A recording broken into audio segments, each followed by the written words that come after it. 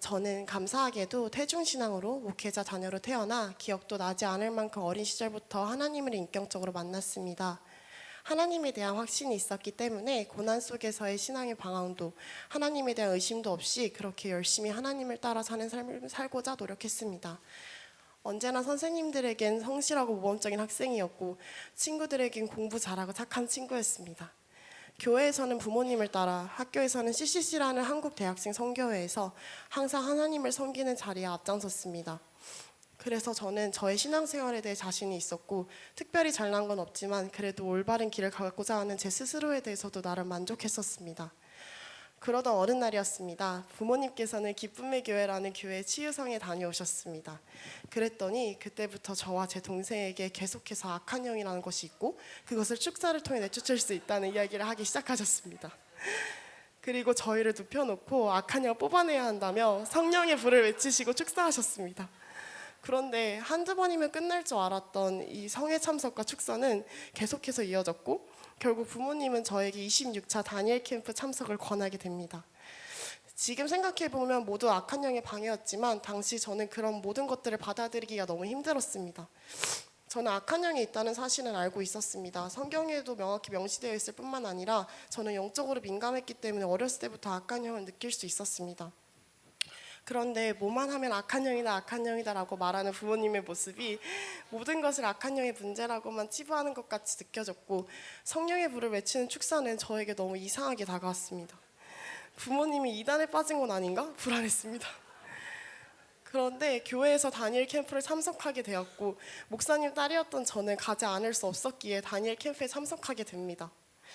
그렇게 억지로 참여한 26차 다니엘 캠프는 처음부터 너무나도 힘들었습니다. 의자도 없이 앉아있느라 몸은 아팠고 마음은 이곳이 이단인지 아니 생각하느라 혼란스러웠습니다. 영적 공격이 너무 심해서 찬양도 말씀도 들어오지 않았습니다. 성경적으로 오류는 없었는데 이상하리만큼 모든 것을 받아들이기 어려웠습니다. 그런 상황 속에서 공개 치유 시간이 되었습니다. 캠프에 대한 의심이 최고조를 이르는 순간 갑자기 미정숙 목사님께서는 참석자들 중 이름표를 무작위로 뽑아 앞으로 나오게 하신다고 하셨습니다. 그런데 목사님께서 그 말씀을 하시자마자 저에게 하나님의 마음이 들렸습니다. 영은아, 내가 너를 이 자리로 불렀단다. 내가 그 증거로 너의 이름이 불리게 해줄게. 그리고 놀랍게도 가장 먼저 저의 이름이 불리게 되어 저는 공개 치유를 받게 됩니다. 그런데 그럼에도 불구하고 저는 남은 캠프의 시간에서도 캠프를 다녀오고 나서도 캠프에 대한 혼란스러운 마음이 사라지지 않았습니다. 캠프를 다녀오고 나서도 부모님과 엄청나게 싸웠고 그 다음에 있는 27차 다니엘 캠프는 참여하지 않았습니다. 하지만 저희 부모님은 그리고 하나님께서는 저를 포기하지 않으셨습니다. 부모님을 통해 하나님께서는 계속 하나님의 일하심을 보여주셨고 저도 모르는 사이 어느샌가 제 마음이 열리기 시작했습니다. 그리고 저는 28차 다니엘 캠프에 참여하여 하나님을 뜨겁게 만나게 됩니다. 28차 다니엘 캠프의 마지막 날 마지막 시간이었습니다. 뜨거웠던 환영 페스티벌이 끝나고 목사님께서는 예수님의 십자가 고난을 묵상할 수 있는 패션 오브 크라이스트 영상을 보여주셨습니다. 사실 그 영화는 워낙 유명한 영화이기도 하고 제가 신앙생활을 하면서 정말 수도 없이 많이 본 영상이었습니다. 이미 익숙해져 버릴 대로 익숙해버린 영상이었는데도 불구하고 영상 시작부터 눈물이 하염없이 흐르기 시작했습니다.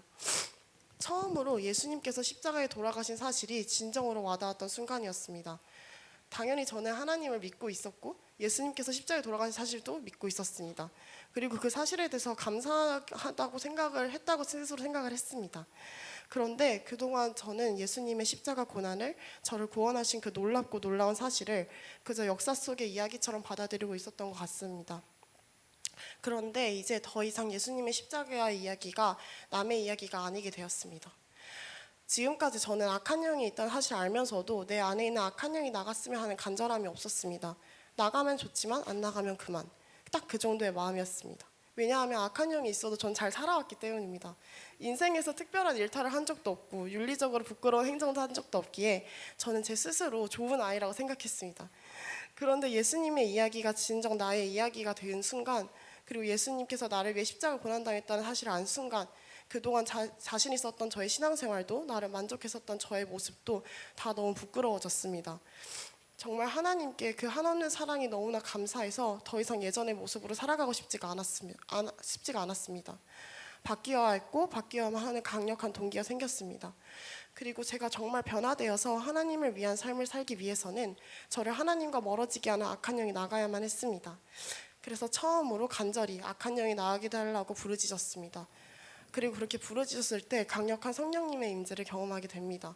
손이 떨리기 시작했고 혀가 꼬이기 시작하더니 처음으로 방언을 하기 시작했습니다.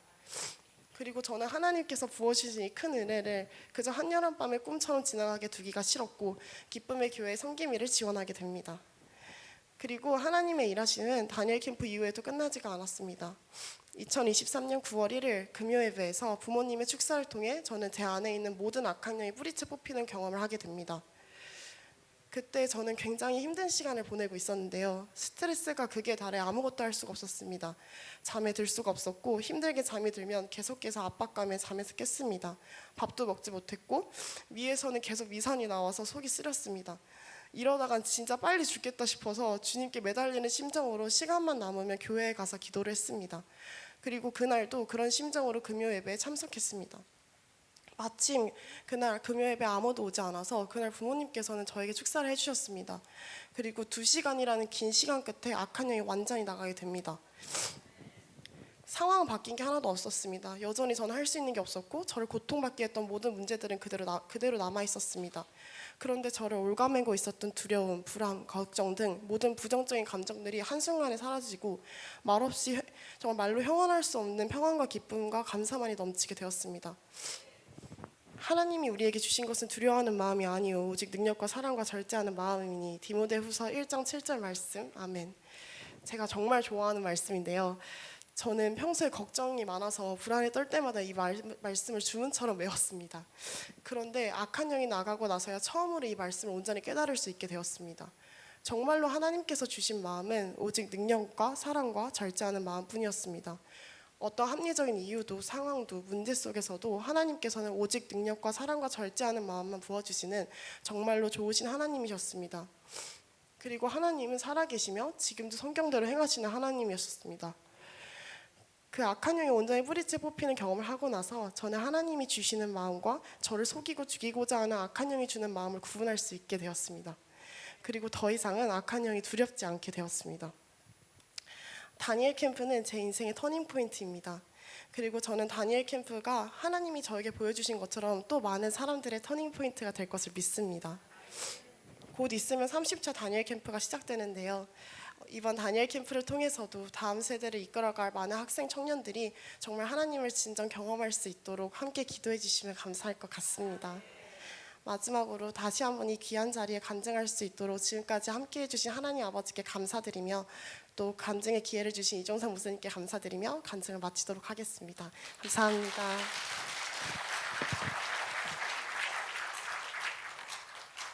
안녕하세요. 부천 열방예비 사랑교회의 개척교회입니다. 유주희 사모입니다. 오늘 일단은 말씀을 좀 한 구절 읽고 시작하겠습니다. 마태복음 12장 28절에서 29절 말씀입니다. 방송실이 준비 안 됐으면 제가 읽어드리겠습니다. 그러나 내가 하나님의 성령을 힘입어 귀신을 쫓아내는 것이면 하나님의 나라가 이미 너희에게 임하였느니라. 사람이 먼저 강한 자를 결박하지 않고서야 어떻게 그 강한 자의 집에 들어가 그 세간을 강탈하겠느냐. 결박한 후에야 그 집을 강탈하리라. 아멘. 먼저 이렇게 부족한데 이 자리에 이 귀한 분들 엉덩이 아프고 허리 아파서 앉아 계신데 제가 여기서 이렇게 간증을 하게 돼서 죄송한 마음도 있고 하나님께 감사한 마음도 있고 잘해야겠다는 생각도 있습니다.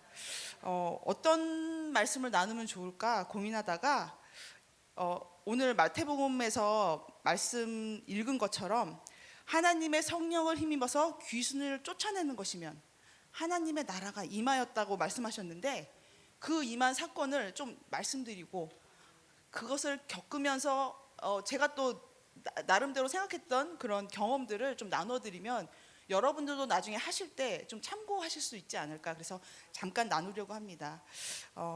일단 저는 태중신앙은 아닌데요. 어려서부터 교회를 다녔습니다. 그리고 온 가족이 다 다녔고요. 물론 아빠는 엄마가 기도 많이 해서 나중에 40대 후반쯤에 다니신 것 같아요. 어찌됐든 다 교회를 열심히 잘 다녔고 저도 교회에서 잘 자라났습니다. 그리고 열심히 다녔지만 하나님을 만나진 못하고 열심히 즐겁게 좋게 다녔던 것 같아요. 그러다가 청년 시절에 좋은 멘토 목사님을 만나서 구원의 감격, 이걸 멘토 목사님 딱 찝어주시길래 구원에 확신이 있어야 되는구나, 있구나, 감사하구나. 그러면서 제 인생이 바뀌기 시작합니다. 그러면서 되게 더 열심을 해서 신앙생활을 하게 됐어요. 그러자 우리 멘토 목사님이 우리 남편을 소개시켜 주는 거예요. 거기까지 생각하진 않았었는데 그거를 해주셔갖고 엄청 기도했어요. 왜 내가 사역자의 아내까지는 생각 안 했는데, 근데 기도했는데 하나님께서 말씀을 주시는 바람에 제가 또 다시 만나게 돼서 이렇게 결혼까지 이어졌습니다. 그래서 지금 24년째 3호로 살아가고 있습니다. 저희 결혼한 후에 목사님 부목사 생활을 하였고 목사님 유학 간다고 해서 따라갔습니다. 그리고 제 생각에 3호로서 나는 지금 열심을 냈지만 목사님과 나의 신앙의 차이가 너무 격차가 나서 내가 항상 말했습니다. 뱁새가 황새에 쫓아가다가 가랑이 찢어진다. 그래서 나는 가랑이가 너덜너덜해. 맨날 그렇게 얘기를 했어요. 너무 힘들어서. 그랬는데 목사님이 유학을 간다 해서 유학 끝나면 이제 저는 한국에 와서 목회할 줄 알았더니 유학 마지막에 나는 모든 것에 오픈되어 있어. 그래갖고 이런 소리는 듣도 보도 못한 소리를 하는 거예요. 그러더니 중국 선교사를 지원합니다. 그래서 중국에 또 7년을 살아요. 저는 간절히 한국에 가고 싶었는데 중국 7년 선교사를 한 후에 그때 2016년 말에 시진핑 정권이 모든 그 한국 선교사를 체포하기 시작할 때 그때 이제 합동 측 목사님들 먼저 걸리시고 그 다음 날 통합 측 걸리실 때 우리 통합 측이거든요. 한꺼번에 싹쓸이로 다 몰아서 추방이 됩니다.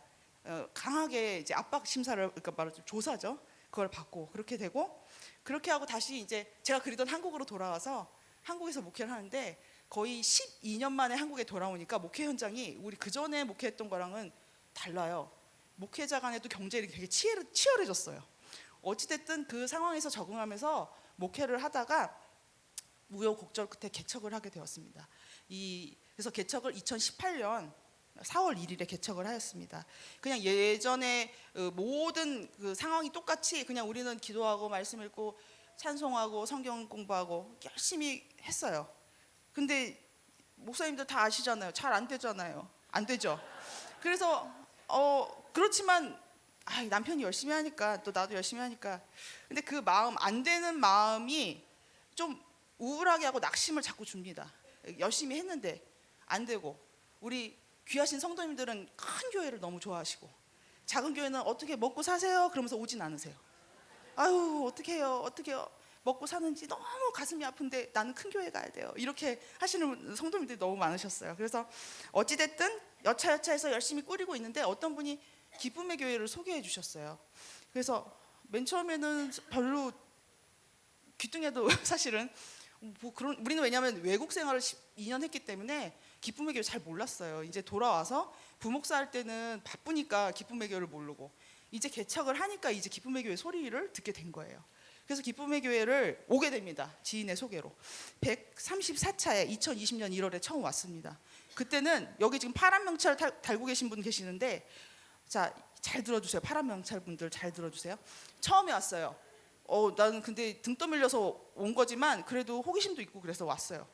그런데 다 땅바닥에 앉아 있고 뭐 어쩌고저쩌고 막 하시는데 기름 부음 하실 때 목사님 여기 하실 때 그게 너무 진 풍경인 거예요. 생전 보질 못한 풍경을 보여주시는데 너무 과장된 건지 연극인지 짰는지 막 그런 생각을 하면서 저 안에서 막 주여 주여 노란 명찰들은 주여 하고 계신데 난 파랑이니까 한 번씩 보면서 어떤 상황이 벌어지는지를 계속 관찰하면서 의심하면서 파란 명찰로서 참가를 했습니다.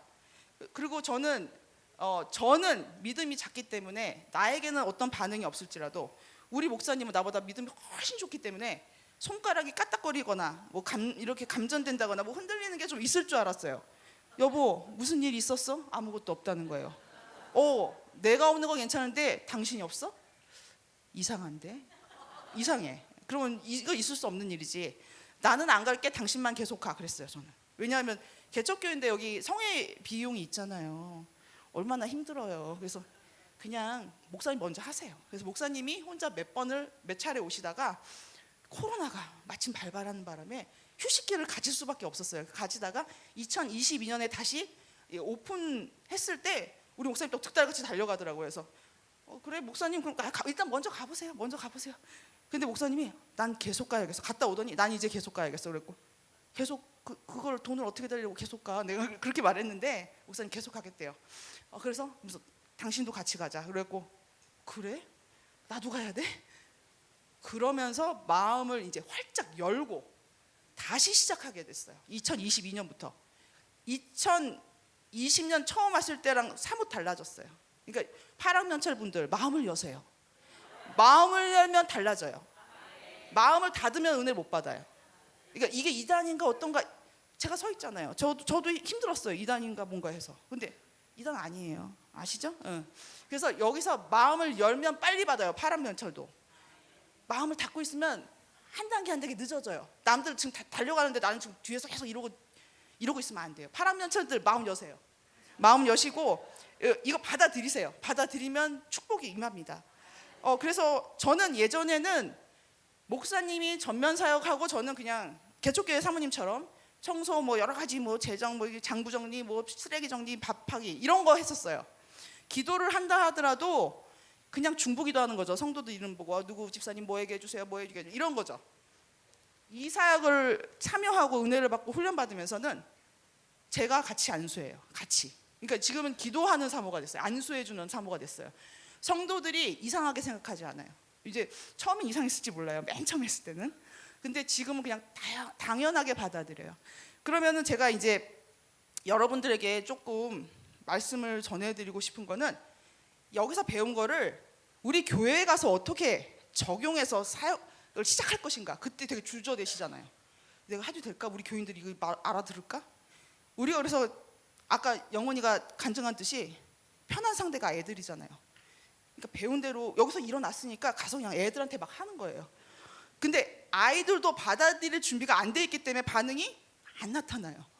그래서 그러면 이제 때를 기다려야지 그러고 있는데 여기 참석하면 참석할수록 우리 선배 협력사역자님들이 하세요. 교회 가서 해보세요. 하면 됩니다. 그러는 거예요. 그래 조금 더 은혜 받고 해야지 이렇게 생각하고 있는데 그래서 목사님이 갑자기 우리 이제 해봅시다 그러는 거예요. 얼마 참석 안 했는데 그래서 아휴 하자면 또 해야지 그러면서 같이 이제 그러면 언제 어떻게 할 건데 금요 예배 때 합시다. 그리고 금요 예배 때 그래요. 금요 기도회는 성령 기도하는 때니까 그때 마침 금요 기도회에 2명의 권사님과 집사님이 나오셨어요. 그래서 우리 목사님이 합시다 그래고 하세요 그러고 노래방 매트 깔아놨어요. 이제 하려고 노래방 매트 깔아놓고 권사님 기도해 드릴게요. 우리가 지금 요새 성령 치유 사역 배우고 있거든요. 권사님이 마침 우리 교회 권사님은 아니었어요. 이 집사님이 우리 교회 집사님이고 권사님은 남의 교회 권사님인데 성령 치유 사역 좋아해서 쫓아다니는 권사님이었어요. 좀 뚫려 있는 분이셨어요. 근데 우리는 뭐 그런 것도 모르고 그냥 나오세요 그랬더니 누웠어요. 그래서 목사님하고 이제 우리는 사실 쫄렸어도 쫄린 티를 안 내고 권사님 딱 누워놓고 자 성령의 불부터 시작하는 거예요. 성령님 임하여 주시옵소서 하는데 이 권사님이 하품을 하시고 기침을 하는 거예요. 우리가 누가 제일 놀랐어요? 우리가 제일 놀라는 거예요. 우리 남편하고 나하고는 눈 뜨고 있고 권사님 눈 감고 있잖아요. 눈이 이렇게 돼갖고 돼.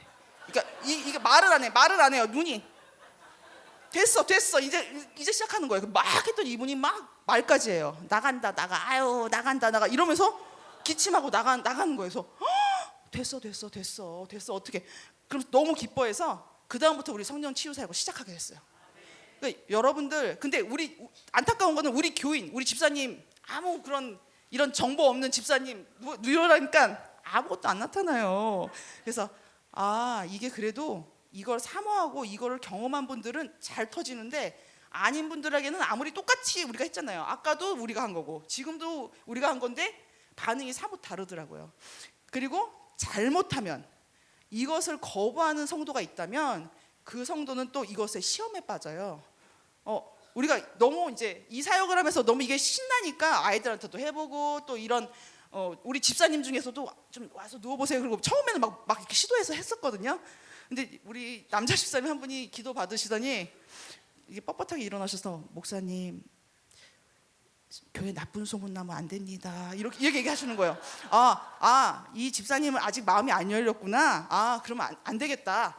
그렇게 하고 나서 이제 결정한 것은 먼저 목사님이 성경을 풀어드려야겠다. 이종서 목사님한테 배운 것처럼 우리 악한 영이 있다. 믿는 자도 뭐 이런 거를 다 얘기하고 3단계 회개 얘기하고 막 계속 얘기를 했어요.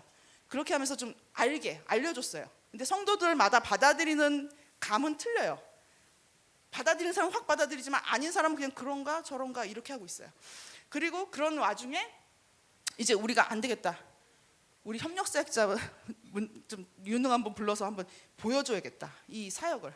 그래서 막 부흥회도 열고 그러면서 경험을 하게 했어요. 경험을 하게.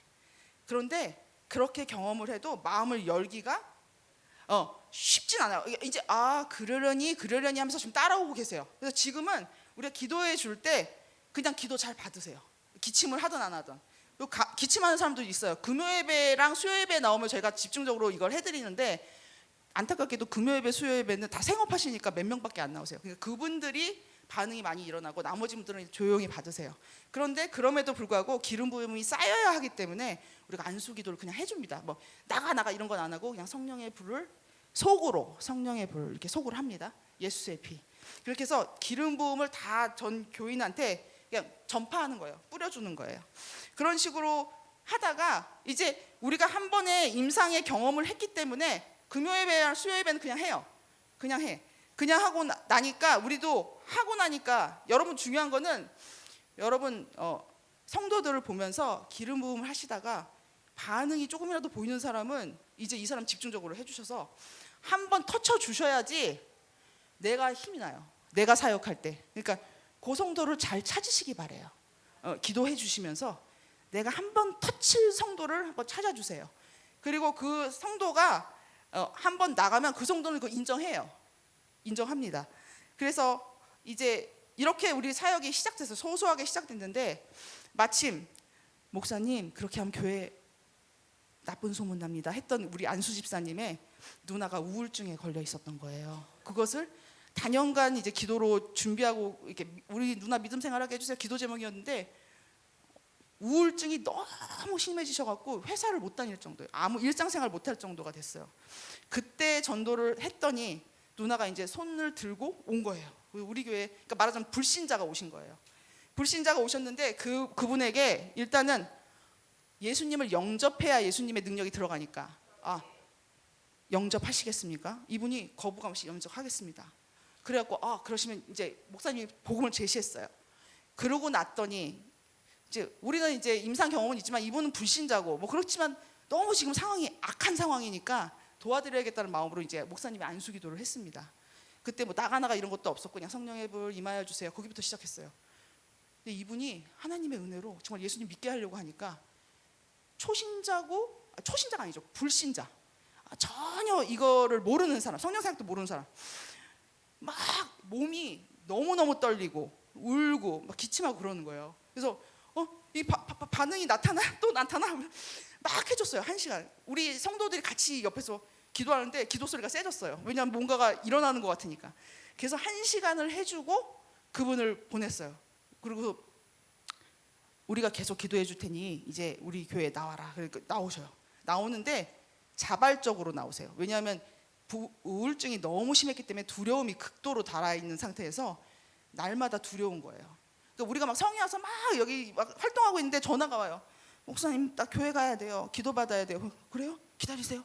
또 참 몰고 막 또 교회로 가요. 중간에 빠져나가서 막 기도해 드렸어요. 그러니까 이분이 초창기에 너무 심할 때는 일주일에 한 3번, 2번씩 수시로 교회를 찾아와서 기도를 받았어요. 그렇게 기도 받으시다가 점점 회복이 되니까 이제 일상생활이 되는 거예요. 얼굴이 어두웠어요. 아무것도 밥도 못하고 딸도 싫고 아들은 없지만 딸 싫고 뭐 옆에 주변 친구 다 싫었어요. 아무도 안 만났어요. 근데 점점 삶이 회복되는 거예요. 그러더니 이제 자기 친구들한테 야 예수 믿으니까 좋더라. 전도하세요. 그러니까 만나는 사람한테 너도 믿어봐. 자기 잘 모르는데 자기가 살았잖아요. 그러니까 이렇게 하시다가 이제 세례 받고 집사님 되셨어요. 되게 열심히 하시고 우리 노방전도 하면 띠 두르세요 그냥. 예수님 믿으세요, 믿으세요. 그러니까 잘 몰라요. 나 아직 잘 몰라요. 나 잘 부족해요. 아니에요, 집사님 너무 귀하세요. 하나님이 예뻐하세요. 그냥 잘하고 계세요. 칭찬하면서 너무 예뻐요. 그 집사님 모습이. 그런 식으로 이제 우울증 환자가 한 명 치료됐잖아요. 또 자신이 또 붙는 거예요. 그러니까 하나하나 정복하시면 돼요. 어떤 환자 하나하나씩. 그러면 이제 우리가 어떻게 하느냐? 누가 우울하다 공황장애다 오세요, 오세요 이렇게 얘기하게 될 수가 있는 거예요. 한번 해봤기 때문에. 그리고 나서 이 성령 사역을 하면서 이종성 선생님이 또 방언받는 걸 또 해주셨어요. 성회가 여러 차례 있으면 여러 가지를 하거든요. 다니엘 캠프에서도 하고 뭐 언제 했는지 하여튼 제가 그걸 보고서 방언도 사람들이 사모할 때 못 받는데 어떻게 하는 매뉴얼을 딱 가지고 하시더라고요. 오, 그렇게 하는 거구나. 근데 어떤 분이 우리가 이제 치유 사역을 하다 보니까 이 교회 가면 방언 받을 수 있을 것 같아요. 이러면서 이 교회 오고 싶어요. 오세요. 우리가 이제 그러니까 등록하겠다는 건 아니고 방언을 받고 싶어서 오겠다요. 오세요, 오세요. 우리가 배웠거든요. 그 말은 안 했지만 받을 수 있어요. 받을 수 있어요. 자, 하겠습니다. 그러면서 목사님한테 배운 대로 할렐루야를 외치세요. 그러면서 우리 성령의 불 했더니 바로 터지는 거예요. 그래서 방언도 이제 우리는 받게 할 수 있는 능력을 이제 시험에서 통과했어요. 방언도 받게 할 수 있네. 받고 싶으면 오세요. 막 얘기해요. 그렇게 하는데 이런 사역들을 하나하나, 그러니까 사역의 지경이 넓혀간다는 거, 그것을 여기서 이 사역을 통해서 알게 됐고, 여기에 협력 사역자분들이 맨날 붙어 있어라 하세요. 짰는가 했는데 붙어 있는 분들이 이렇게 은혜를 받고 사역의 지경이 넓어지니까 이렇게 사역이 넓어지는 걸 보니 안 떠나시는 거예요. 선배님들이 계속 안 떠나세요. 왜 안 떠나세요? 좀 떠나시지. 잘 능력도 있는데 안 떠나요. 그래서 우리도 같이 붙어 있는 거예요. 여기 붙어 있다 보니까 해외 선교를 할 기회도 있어요. 그러면 여러분들도 신청하시면 가서 성령예배를 하면서 하면 돼요. 제가 새해 선교에 이번에 처음 6월달에 태국에 가봤는데 저도 처음 간 거였거든요. 우리 아이들이 아직 뭐 이렇게 수험생 뭐 이런 거 있었기 때문에 제가 막 집을 비울 수가 없었는데, 아니 갔더니 이게 이렇게 거기도 파란 명찰 같은 분들이에요. 말하자면 좀 더운 노란 명찰 같은 분도 있지만 파란 명찰 대부분인데 여기보다 더 반응이 잘 나타나요. 하나님이 선교지에서 부어주시는 은혜가 커요. 그러니까 여러분들이 가시면 그걸 또 경험하시는 거예요. 그래서 사역의 지형이 해외까지도 넓어지는구나. 여기 붙어 있었더니 7월 초에는 국제 성령 치유 세미나를 하시는 거예요. 해외 못 가면 외국인들이 오는 거예요. 여기. 그럼 여기 붙어 있으면 국내에서 해외 사역을 하는 거예요, 내가.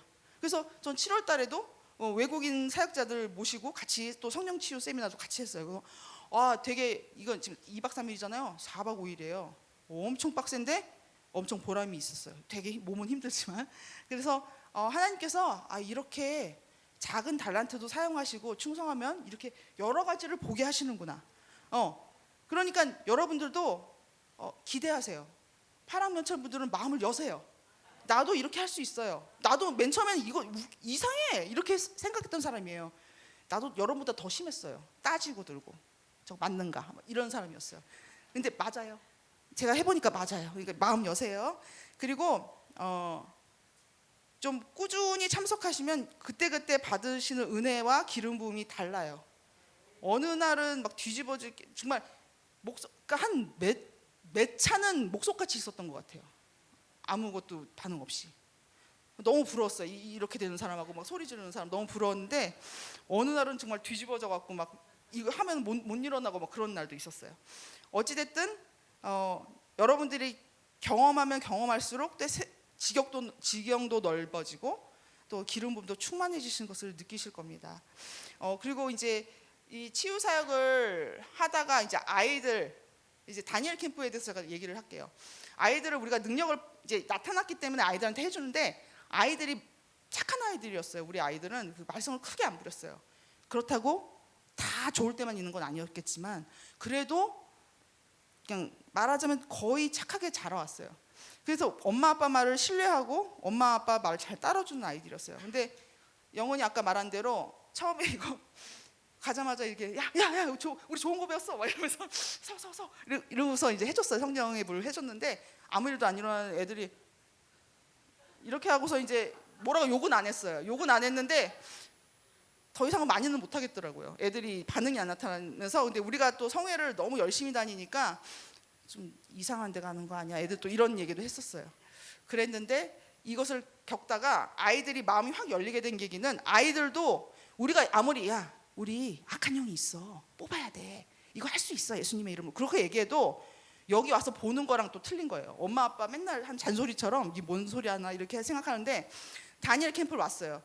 첫째 26차에 왔는데 강제로 왔어요. 우리가 막 협박하듯이 야 가야 돼, 안 가면 뭐 어떻게 돼, 뭐 아빠가 막 뭐를 안 주고 뭐 이런 계속 이렇게 해갖고 좀 반감을 갖고 왔는데, 영훈이가 딱 뽑히는 거예요. 공개사역에 얘 무조건 나가는 거야. 공개사역 뽑히면 무조건 나가야 돼. 안 된다, 뭐 부끄럽다 이런 거 없어. 그러니까 나가기로 해서 나갔는데, 영훈이가 달랑달랑하면서 넘어가지도 않고 목사님 힘들게 했어요. 조금 달랑달랑하다 끝났거든요. 어찌됐든 그리고 아들은 여기서 혼자 열심히 기도하다가 방언을 받았어요. 그러니까 은혜를 받은 거예요. 없는 것 같아도 은혜를 받고 있어요. 그러고 나서 현장을 보고 가니까 애들이 마음이 열리는 거예요. 그러니까 이 사역에 대해서 어찌됐든 확 100% 긍정은 아니라도 마음이 열렸어요. 봤으니까. 동료, 청년, 동생, 언니, 오빠들이 하는 간증을 들었으니까. 그걸 보고선 아이들이 마음이 열리기 시작하니까 어느 날 그냥 우리 일상의 예배를 드리고 사역을 하지 않았는데도 아이들한테서 반응이 나타나서 우리가 잡아갖고 이제 아들부터 축사를 한 몇 차례 했어요.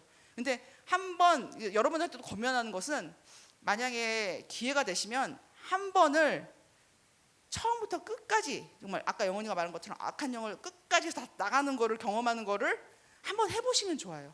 왜냐하면 그 과정 가운데 사역자가 배우는 게 있어요. 얘도 배우는 게 있고. 왜냐하면 우리가 이렇게 성령의 볼 예수 예배 한 다음에 콜록콜록 그러면서 좀 나갔잖아요. 다 나간 게 아니거든요. 뒤에 숨어 있는 것들이 있어요. 근데 이거를 나가 계속 어쩌고 저쩌고 하면서 2시간 반 정도 해요. 2시간이나 2시간 반을 해야 나가거든요. 그러니까 자질구레한 것부터 먼저 나가요. 그리고 큰 놈이 뒤에 숨어 있어요. 그러면서 말을 해요. 우리 애들은 감사하게 말을 해줘서 우리가 많이 배웠어요. 그래서 어떤 말을 했냐면, 예를 들어서 나만 남았어. 나만 있게 해줘.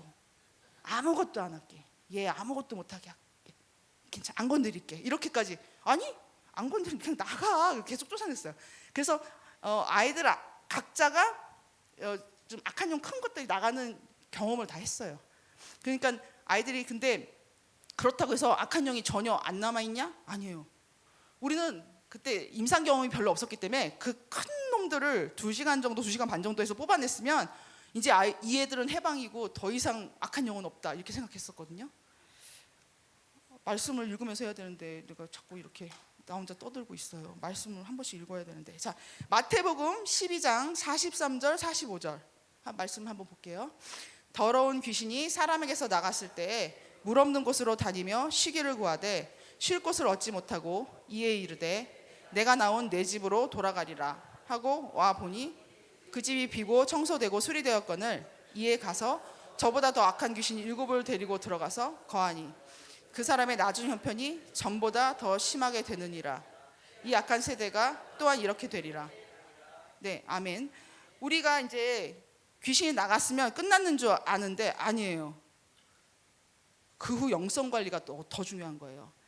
악한 귀신이 들어올 수 있는 빌미들, 틈을 다 차단해야 돼요. 그렇지 않으면 또 들어와요. 그래서 나도 모르게 깨끗했던 나의 영혼에 자꾸 데미지가 오면서 다시 옛날로 내가 돌아가는 거예요. 그래서 아이들을 축사를 한 2-3번 반복해서 해줬어요. 시간을 두고. 왜냐하면 그 현상이 나타났기 때문에 또 해주고 그런 식으로 해줬는데, 이제 아이들이 알고 있어요. 내가 이제 절제해야 되는구나, 내 생활에서. 근데 너무 신기한 거는, 아이들한테 축사를 해주고 악한 영이 나가면 우리가 아무 말도 안 하는데 자기들이 먼저 선포해요.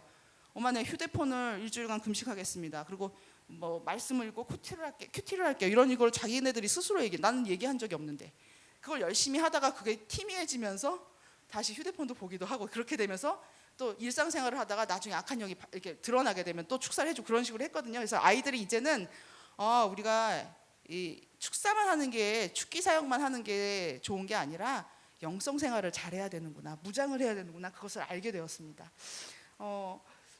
그런데 우리 딸을 이제 아이들이 조금 다니엘 캠프를 억지로 왔지만 우리 딸이 28차에 왔다가 큰 은혜를 받은 거예요, 자기가. 그래서 섬김일을 하겠다고 그래서 저는 얘가 좀 CCC에서 지금 중요한 역할을 많이 맡고 있어서 되게 바빴거든요, 대학 생활이. 그래서 너가 그거 하면서 이거까지 할 수 있겠냐.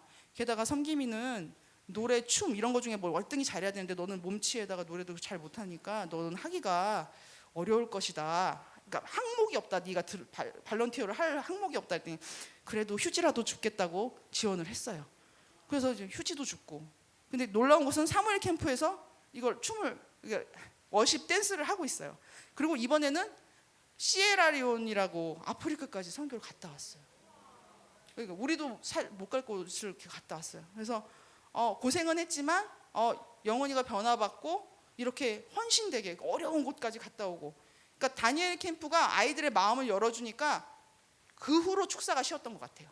아이들 축사하는데. 그래서 우리 좀 어린 자녀를 결혼 안 한 청년까지 갈 수 있으니까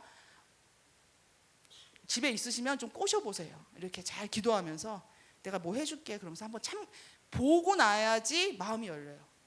보고 나야 마음이 열려. 그래서 아이들부터 축사를 잘 해줄 수가 있어요. 그리고 마귀는 아이들의 입을 통해서 이렇게 얘기를 합니다. 나는 오래 있었다고 얘기해요. 내가 얼마나 오래 있었는데 못 나가 이렇게 얘기하고요. 그리고 얘가 하나님을 하는 게 너무 싫어. 난 얘를 죽일 거야. 그러니까 우리 요한복음 10장 10절에 도둑이 오는 것은 도둑질하고 죽이고 멸망시키는 것뿐이요 내가 온 것은 양으로 생명을 얻게 하고 풍성히 얻게 하는 것이라 그런 말씀이 있잖아요. 진짜로 죽이려고 하는 거를 이 성경 말씀에 그냥 이렇게 있는가 보다 했지만 악한 영이 말을 하는 거야. 난 얘를 죽일 거야. 아니 너 못 죽여. 나가. 예수님의로 명한다. 쫓아냈어요. 그러니까 이 아이들의 그러니까 미디어, 문화, 음악 이런 걸 통해서 아이들의 그 영혼을 잠식하고 있어요. 마귀가. 그거를 우리가 알아야 돼요. 근데 아이들이 축사 사역을 받고 나면 스스로 그걸 절제하려고 해요. 그러니까 이게 되게 귀한 거잖아요. 그래서 우리 자라는 다음 세대들이 예수님과 멀어지게 하도록 악한 영은 문화를 사용해요. 미디어를 사용해요. 유튜브를 사용해요. 그래서 정신을 혼미하게 해서 하나님을 바라보지 않게 한단 말이에요. 그래서 이거를 알고 우리 어른들, 부모 세대가 이것을 대응하셔야 돼요. 그래서 우리가 베드로전서 5장 8절 보시면 근신하라 깨어라 너희 대적 마귀가 우는 사자같이 두루다니며 삼킬 자를 찾나니 우리 아이를 우리 교인을 삼키려고 합니다. 그래서 우리 사역자 되시는 우리 목사님 사모님들은 우리 아이 지키고 우리 교인 지켜주셔야 되잖아요. 그러니까 여기 오셨으니 전심으로 하나님께 달라고 하세요. 주세요, 주세요 하세요. 지킬 수 있도록 주세요, 주세요 하세요. 그리고 저 몇 시까지? 지금 끝나야 돼요. 그리고 혹시 이 사역을 열심히 하시다가 낙심되거나 일이 내 뜻대로 되지 않을 때 포기하지 마세요. 갈라디아서 6장 9절 여기까지 말씀드리고 마치겠습니다. 우리가 선을 행하되 낙심하지 말지니 포기하지 아니하면 때가 이름에 거두리라. 마귀는 자꾸 얘기해요. 안 되잖아. 교회 전복 못 시키잖아. 능력 있어도 교회 부흥 안 되잖아. 얘기합니다. 포기하지 마세요. 마귀의 전략이에요. 마귀가 우리를 좌절하게 하고 이 사역을 그만두게 하려는 전략입니다. 시간 관계상 여기까지만 제가 말씀을 드리겠습니다. 감사합니다. 너무 많이 말하는 것 같은데. 다들 허리 아프실 텐데 너무 오래 해서 죄송합니다. 제가 하여튼 최대한 빨리 끝내도록 하겠습니다. 뭐 우리 집사람하고 아이가 중요한 얘기를 많이 했기 때문에 겹치지 않는 부분만 하고 마치려고 합니다. 제가 오늘 좀 나누고 싶은 성경 구절 몇 구절만 소개하고 될 수 있으면 빨리 끝내겠습니다. 창세기 50장 20절 말씀을 한번 같이 읽어볼까요? 시작. 당신들은 나를 헤아라야 했으나 하나님은 그것을 선으로 바꾸사 오늘과 같이 많은 백성의 생명을 구원하게 하려 하셨나니. 아멘.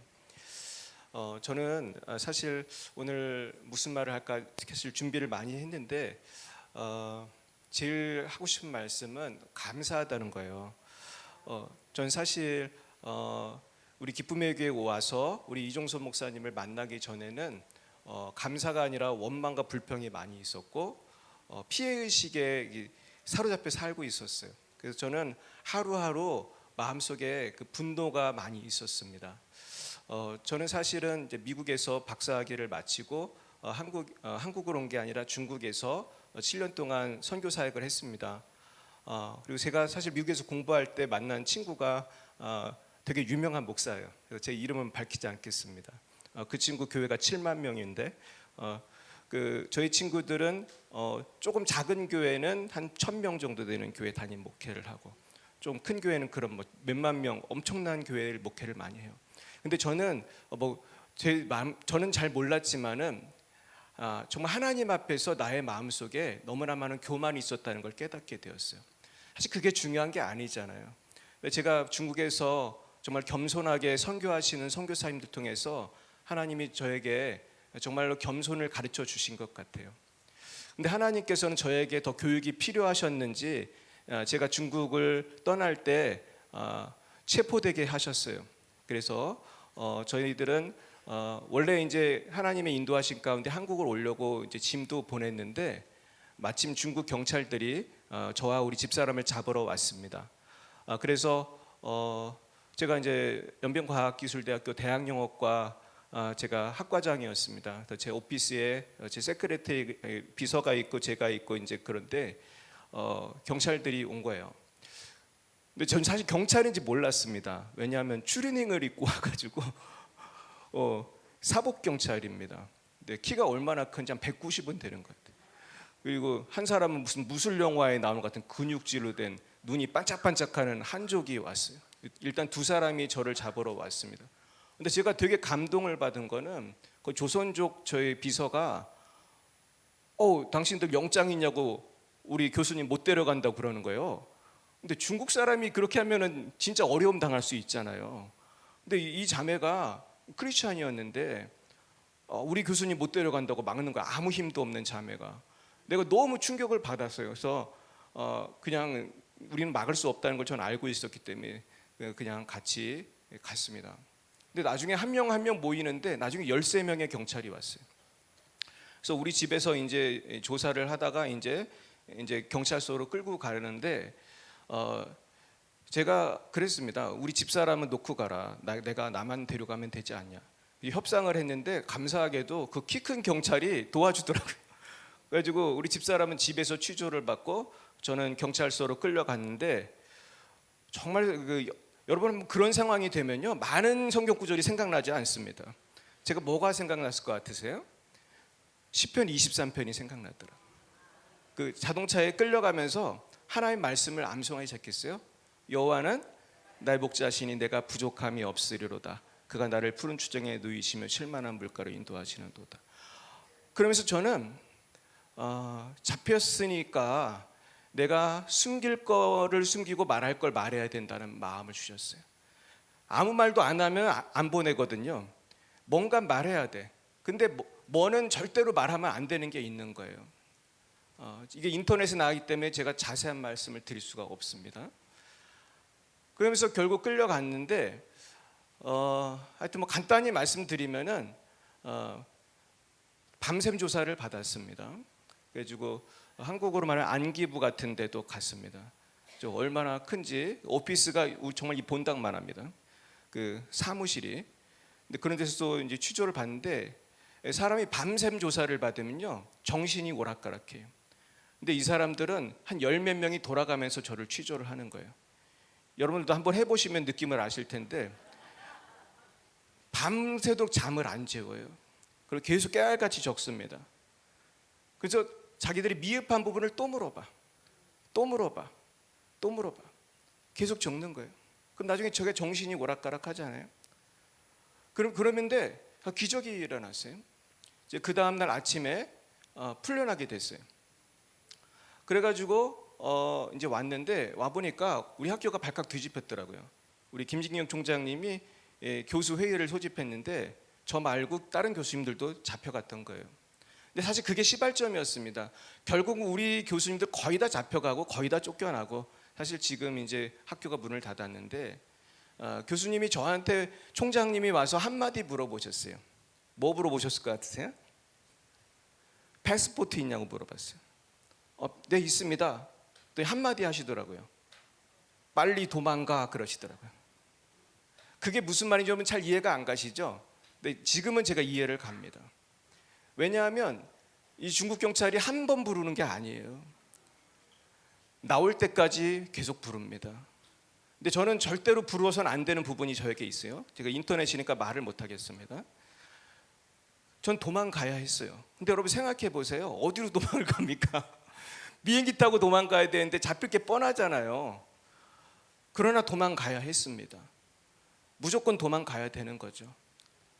그래서 저희는 식구들하고 회의를 했어요. 아빠가 분명히 잡힐 건데 그러면 너희들은 엄마하고 도망을 가고, 엄마도 잡히면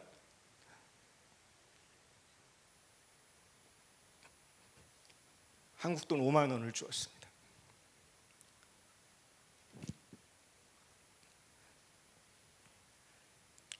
그리고 연변공항으로 갔어요. 그리고 줄을 섰습니다. 누가 맨 앞에 섰을까요? 제가 맨 앞에 서고 10사람이 서고 우리 아이들이 줄을 섰어요. 우리 아이들이 나이가 어렸습니다. 우리 둘째는 초등학생이었고 첫째가 중학생이었나?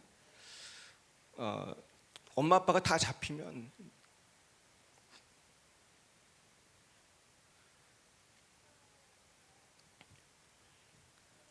너희들끼리 탈출해라 그랬어요.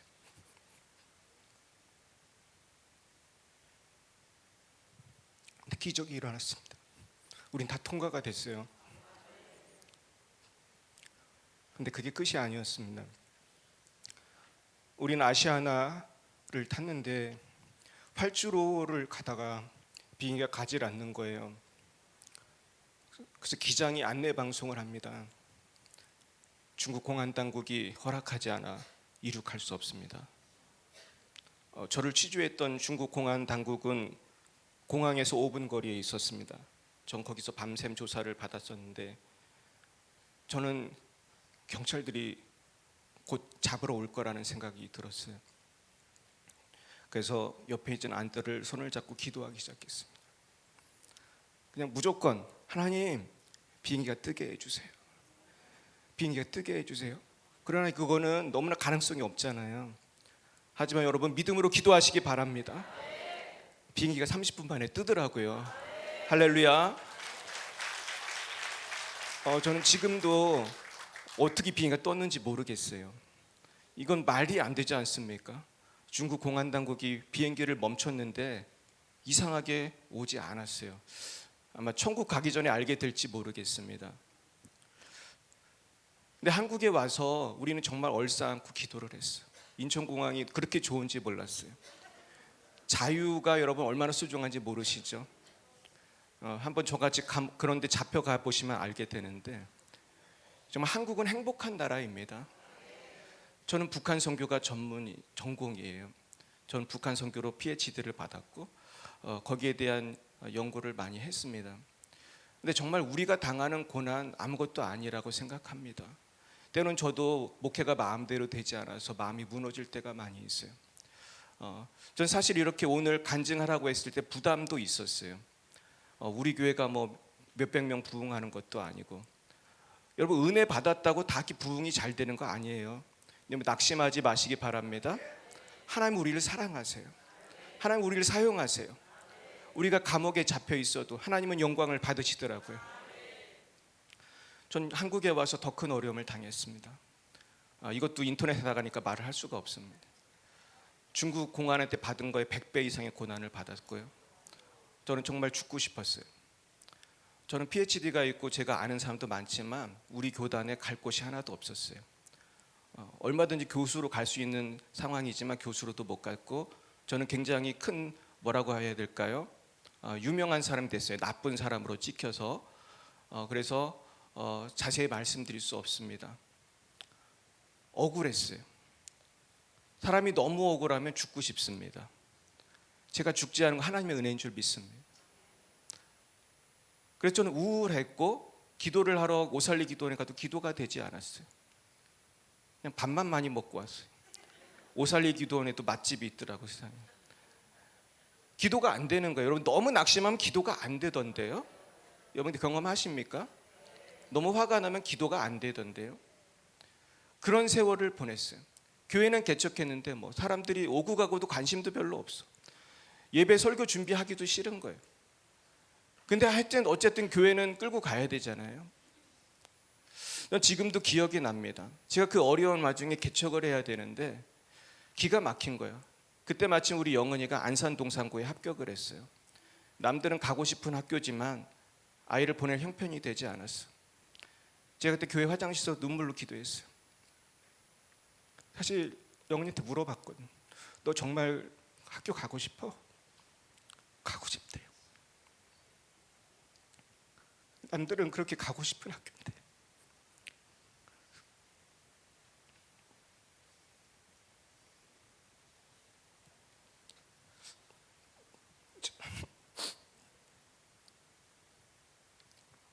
그때 하나님한테 기도했어요. 하나님, 영은이가 공부를 너무 잘해요. 영은이가 공부를 너무 잘해요. 도와달라고 기도했어요.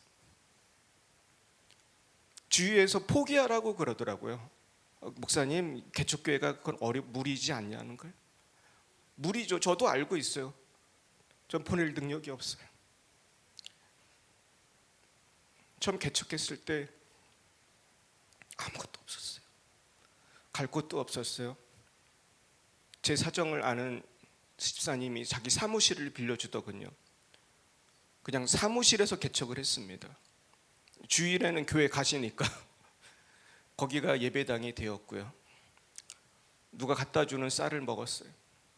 정말 말로만 듣던, 누가 개척하면 쌀을 갖다 줬다더라. 그래서 그런 일이 있었냐. 근데 내가 그걸 당하고 나니까 그 쌀 갖다 준 분을 평생 못 잊겠다는데요. 근데 어떻게 안산동산고를 보내겠습니까? 근데 기적이 일어나더라고요. 오늘날까지 하나님께서 한 번도 사례비를 못 받은 적이 없어요. 그리고 저희 교회가 지금 4명의 선교사를 후원하고 있습니다. 주님께 영광 올려드립니다.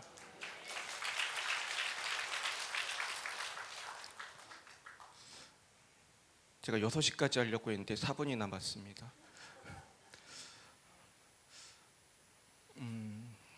여러분 절대 절망하지 마시길 바라요.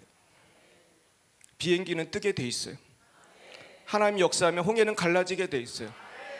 그것을 기적을 이루는 곳이 여기에요. 전 이종선 목사님께 너무 감사한 것은 저는 신학 박사지만은 이 세계를 알려주는 사람이 없었고요. 전 트리니티에서 폴 히버트 박사님에게 직접 영적 전쟁에 대해서 배웠어요. 여러분 폴 히버트라면 누군지 잘 모르시죠? 세계 최고의 학자입니다. 피터 와그너, 폴 히버트, 존 윈버, 척 베넨겐 이런 분들은 아마 잘 모르실 텐데 선교학계에서는 세계적인 학자들입니다.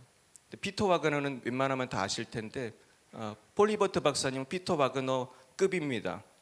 근데 그분은 이제 폴 히버트 박사님은 트리니티에서 하시고 피터 와그너는 플러에서 주로 하셨는데 근데 그런 대학자도 우리 이종선 목사님이 가르쳐준 영의 세계를 가르쳐주지 못하셨어요. 근데 이종선 목사님께서 가르쳐준 영의 세계를 보면서 제가 사실 이해가 가지 않는 부분이 있었는데 그것은 성도에게 어떻게 악한 영이 있냐는 것입니다. 제가 이 부분을 조금 풀어드려야 될 사명이 있다고 생각합니다. 오늘 그 부분을 잠깐 말씀드리고 좀 클로즈했으면 좋겠는데요. 요한복음 2장 14절에서 16절을 보여주시기 바랍니다. 우리 같이 읽어볼까요? 성전 안에서 소와 양과 비둘기 파는 사람들과 돈 바꾸는 사람들이 앉아있는 것을 보시고 노끈으로 채찍을 만드사 양이나 소를 다 성전에서 내쫓으시고 돈 바꾸는 사람들의 돈을 쏟으시며 상을 엎으시고 비둘기 파는 사람들에게 이르시되 이것을 여기서 가져가라 내 아버지의 집으로 장사하는 집을 만들지 말라 하시니. 우리가 여기에서 예수님이 성전에서 있어서는 안 될 사람들을 내쫓는 것을 우리는 보게 됩니다. 여기서 우리가 알아야 될 단어는 여기에 등장하는 성전은 히에론이라는 단어예요. 히에론. 따라해 볼까요? 히에론. 제가 영어 교수라 따라하라는 말을 자꾸 하게 되는데 우리 교회도 항상 따라하라고 그래요. 나도 모르게 나오는데 히에론이라는 단어는 성전이라고 말할 때 단순히 건물뿐만 아니라 그 성전 안에 있는 마당이라든지 모든 것을 포함하는 그런 개념으로 쓰일 수 있는 단어예요.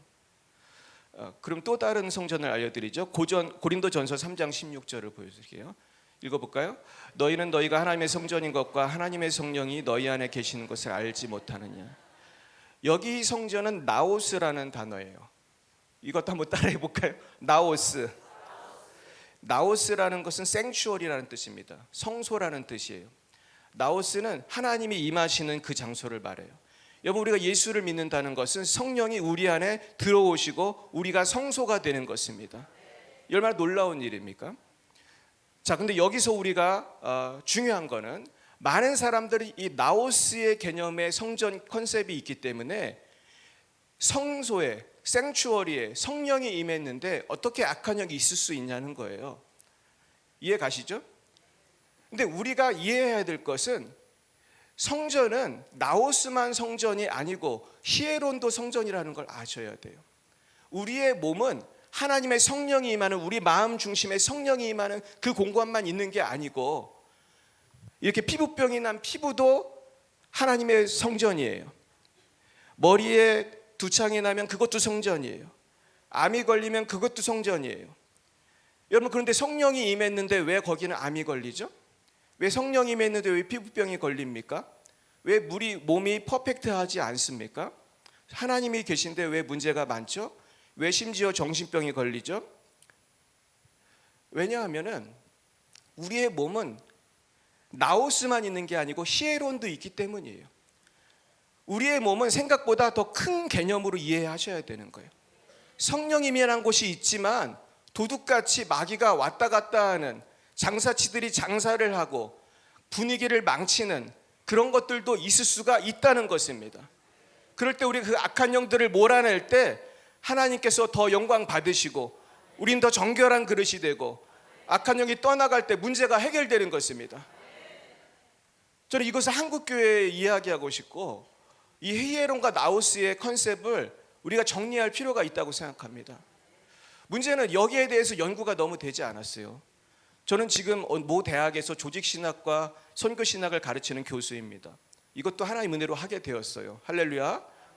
근데 제가 조직신학을 공부하면서 또 하나 발견한 것이 있습니다. 이건 조직신학 개론, 여러분 다 옛날에 본 기억이 나실 텐데, 조직신학 개론에 어떤 컨셉이 있냐 하면은 인간의 영혼은 어디서 왔는가 하는 것입니다.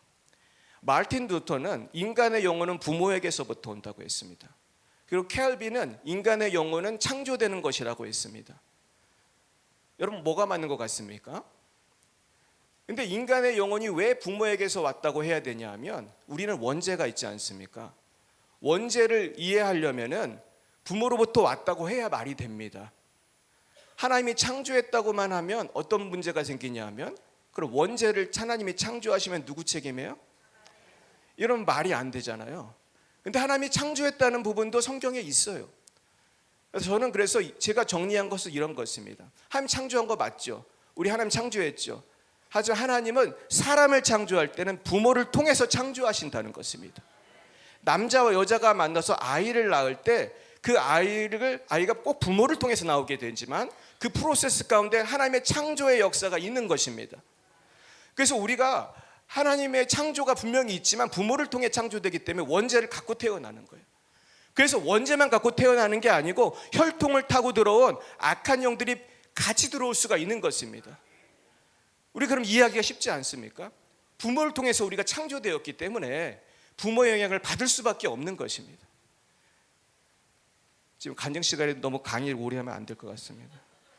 마지막으로 마태복음 12장 29절 말씀을 보겠습니다. 같이 읽어볼까요?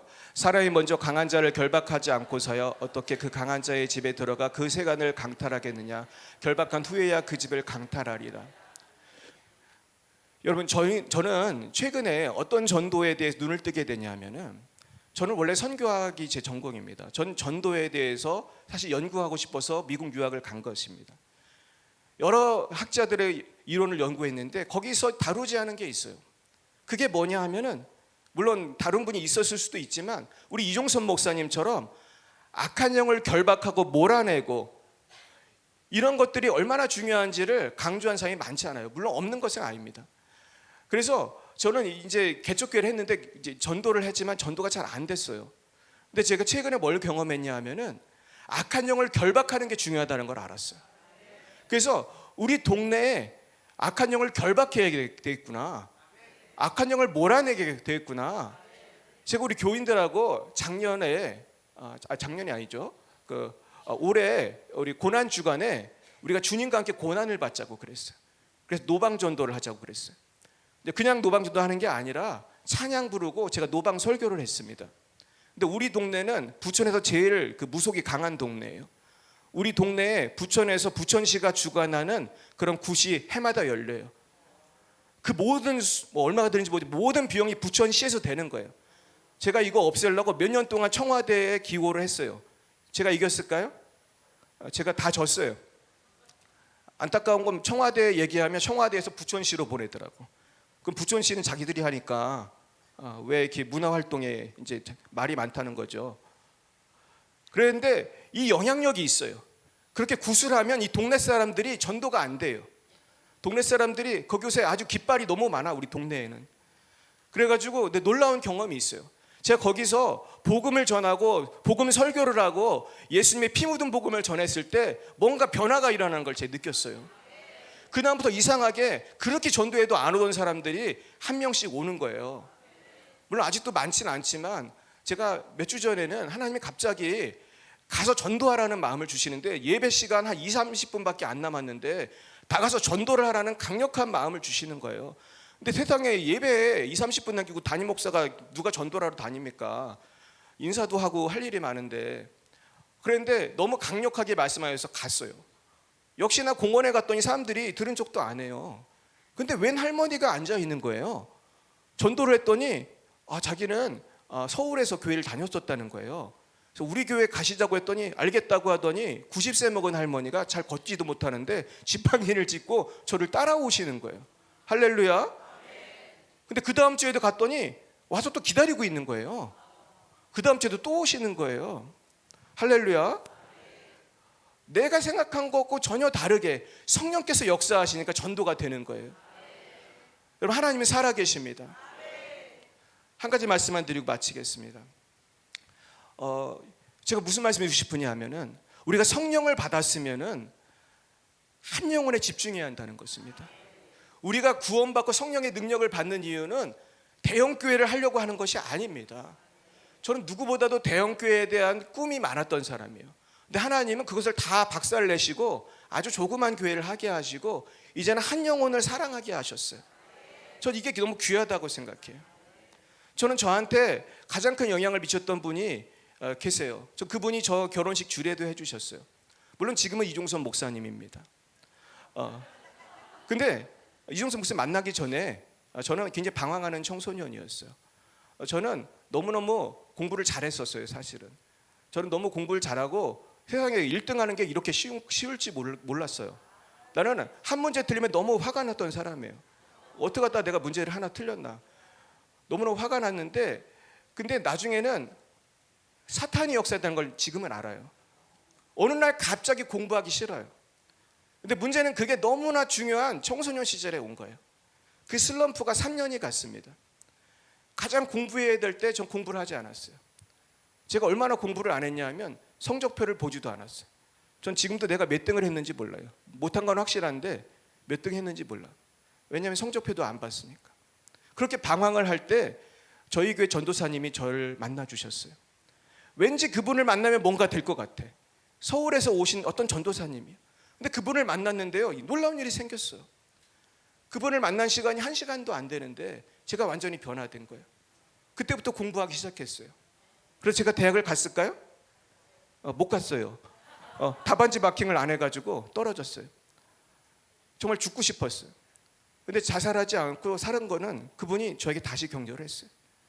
내가 이렇게 실패한 것은 나중에 내 인생의 10배는 더 보험이 될 거야. 전 그걸 지금도 경험해요. 그래서 그분이 저를 항상 돌봐주시고 전 대학을 가고 정말 하나님 은혜로 대학에서 장학금 받고 잘 다녔어요. 근데 어려울 때마다 그분 나중에 목사님이 되셨는데 저를 도와주시고 인도해 주셨어요. 그래서 전 너무 고마워서 그분을 이제 주례로 해서 결혼을 했습니다. 그때 제가 영락교회 전도사였는데 그분 모셔서 결혼해가지고 결혼하느라고 제가 영락교회에서 결혼을 못했어요.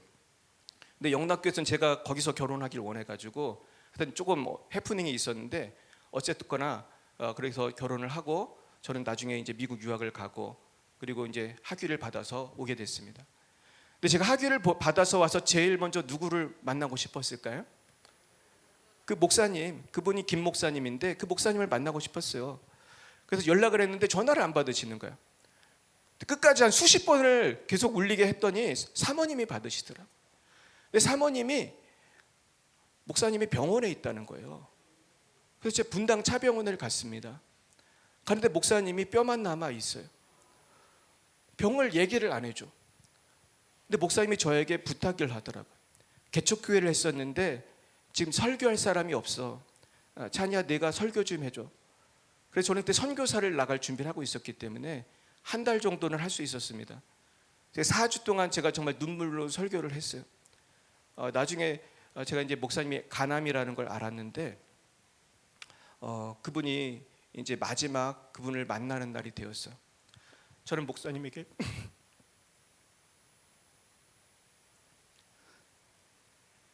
제 PhD 논문을 드렸어요. 전 그렇게 썼어요. 방황하던 젊은이를 변화시켜 주시고. 저는 리폼드 신학교 역사상 가장 빨리 PhD를 받았습니다. 전 자랑하려는 것이 아니에요. 이건 큰 변화잖아요. 그 변화를 만드신 분이 그분이거든요. 여러분 성령의 역사는 한 영혼을 사랑할 때 나타난 줄 믿습니다. 목사님한테 그 논문을 드렸는데 목사님이 기도를 해달라고 한 거예요. 그래서 아니 목사님이 기도를 해주셔야죠. 그때 목사님이 이렇게 말했어요. 자냐 오늘은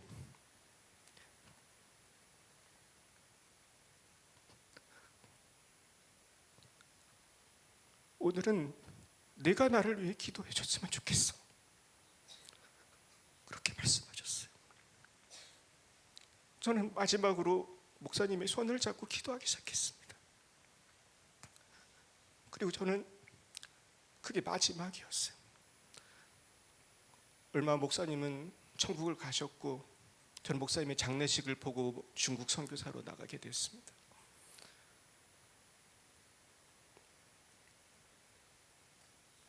전 때때로 포기하고 싶을 때가 있어요.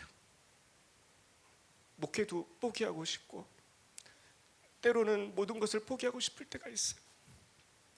하지만 저를 붙들어주는 목사님의 음성이 전 생각이 납니다. 사랑하는 여러분, 우리의 십자가 고난은 하나도 헛되지가 않습니다. 하나님은 대형 교회를 원하시는 것이 아니라고 생각합니다. 하나님이 원하는 것은 한 영혼을 위한 헌신인 줄 믿습니다. 우리 지금 같이 기도하기 원합니다. 주님, 우리에게 성령을 부어주시고 우리가 헛된 마음 버리고 한 영혼을 위해 죽게 하여 주시옵소서. 이 시간 주님 3번 부르고 기도하겠습니다. 주여, 주여, 주여.